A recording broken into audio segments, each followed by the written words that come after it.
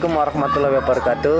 Ya teman-teman, bersama saya Ahmad Fakih. Pada video kali ini saya akan menjelaskan apa itu tentang hak atas kekayaan intelektual atau yang biasa kita sebut dengan HAKI. Ya mas, apa itu HAKI? Hak atas kekayaan intelektual atau yang biasa kita sebut dengan HAKI atau hak milik intelektual atau harta intelek merupakan pandangan dari bahasa Inggris yang berasal dari kata intellectual property right. Kata intelektual itu sendiri tercermin bahwa objek kekayaan intelektual tersebut adalah kecerdasan, daya pikir atau produk pemikiran manusia itu sendiri. Dan secara deskripsi, hak atas kekayaan intelektual adalah hak eksklusif yang diberikan suatu peraturan kepada seseorang atau sekelompok orang atas karya ciptaannya. Secara sederhana, HAKI mencakup hak cipta, hak paten, dan hak merek. Terus mas, apakah ada dasar hukum yang mengatur tentang HAKI? Ya, tentu saja hak atas kekayaan intelektual itu sendiri mempunyai dasar hukum dan juga undang-undang yang berlaku. Dasar-dasar hukum dan juga undang-undang tersebut ialah sebagai berikut.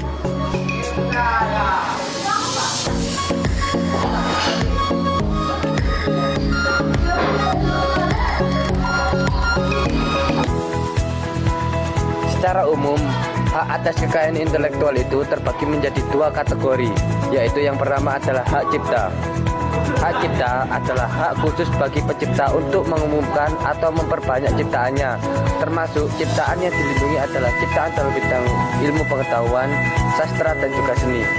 Berdasarkan Undang-Undang Nomor 19 Tahun 2002 yang berbunyi, hak cipta adalah hak eksklusif bagi pencipta atau penerima hak untuk mengumumkan atau memperbanyak ciptaannya atau memberikan izin untuk itu, dengan tidak mengurangi pembatasan-pembatasan menurut peraturan perundang-undangan yang telah berlaku.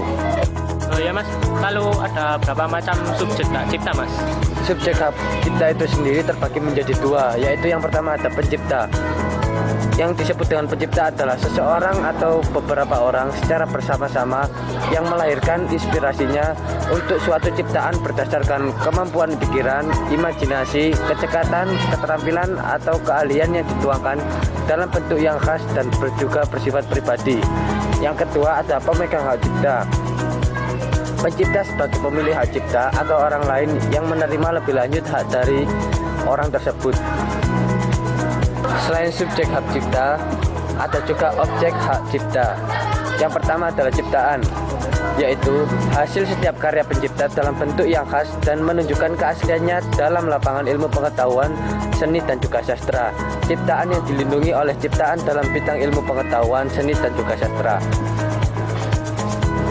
Setelah hak cipta, yang kedua ada hak kekayaan industri yang meliputi satu paten. Paten berdasarkan Undang-Undang Nomor 14 Tahun 2001 yang berbunyi tentang paten adalah hak eksklusif yang diberikan oleh negara kepada investor atas hasil invensinya di bidang teknologi, yang untuk selama waktu tertentu melaksanakan sendiri invensinya tersebut atau memberikan persetujuannya kepada pihak lain untuk melaksanakannya. Paten diberikan dalam ruang lingkup bidang teknologi, yaitu ilmu pengetahuan yang diterapkan dalam proses industri. Di samping paten, dikenal pula dengan paten sederhana atau utility models yang hampir sama dengan paten, tetapi memiliki syarat-syarat perlindungan yang lebih sederhana. Paten dan paten sederhana di Indonesia diatur dalam Undang-Undang Paten atau disingkat dengan UUP. Setelah paten, yang kedua ada merek. Berdasarkan Undang-Undang Nomor 15 Tahun 2001 yang berbunyi tentang merek adalah tanda yang berupa gambar, nama, kata, huruf-huruf, angka-angka, susunan warna, atau kombinasi dari unsur-unsur tersebut yang memiliki daya pembeda dan digunakan dalam kegiatan perdagangan barang ataupun jasa. Merek merupakan tanda yang digunakan untuk membedakan produk, barang atau jasa dengan yang lainnya dalam rangka memperlancar perdagangan, menjaga kualitas, dan melindungi produsen dan juga konsumen. Lantas apa saja istilah-istilah merek itu? Nah, yang pertama ada merek dagang. Merek dagang adalah merek yang digunakan pada barang yang diperdagangkan oleh seseorang atau beberapa orang secara bersama-sama atau badan hukum untuk membedakan dengan barang-barang atau sejenis yang lainnya. Yang kedua, ada merek jasa, yaitu merek yang digunakan pada jasa yang diperdagangkan oleh seseorang atau beberapa orang secara bersama-sama atau badan hukum untuk membedakan dengan jasa-jasa sejenis atau dengan yang lainnya. Dan yang ketiga ada merek kolektif. Merek kolektif adalah merek yang digunakan pada barang atau jasa dengan karakteristik yang sama yang diperdagangkan oleh beberapa orang atau badan hukum secara bersama-sama untuk membedakan dengan barang atau jasa atau sejenis yang lainnya. Yang keempat, yang terakhir, hak atas merek. Hak atas merek adalah hak khusus yang diberikan negara kepada pemilik merek yang terdaftar dalam umum merek untuk jangka waktu yang tertentu, menggunakan sendiri merek tersebut atau memberi izin kepada seseorang atau beberapa orang secara bersama-sama atau badan hukum untuk menggunakannya. Yang ketiga ada desain industri.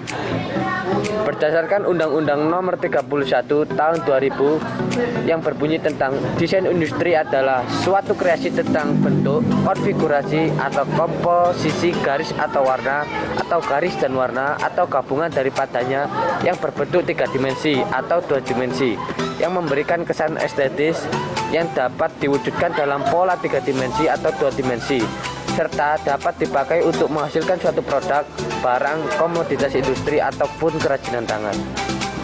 Yang keempat ada desain tata letak sirkuit terpadu. Berdasarkan Undang-Undang Nomor 32 Tahun 2000 tentang desain tata letak sirkuit terpadu yang mendeskripsikan tentang sirkuit terpadu adalah suatu produk dalam bentuk jadi atau setengah jadi yang di dalamnya terdapat berbagai elemen dan sekurang-kurangnya satu dari elemen tersebut adalah elemen aktif yang sebagian dan seluruhnya saling berkaitan serta dibentuk secara terpadu di dalam sebuah bahan semikonduktor yang dimaksudkan untuk menghasilkan fungsi elektronik. Desain tata letak adalah kreasi berupa rancangan peletakan 3 dimensi dari berbagai elemen sekurang-kurangnya satu elemen tersebut adalah elemen aktif serta sebagian atau semua interkoneksi dalam suatu sirkuit terpadu dan peletakan 3 dimensi tersebut dimaksudkan untuk persiapan pembuatan sirkuit terpadu. Yang kelima ada rahasia dagang.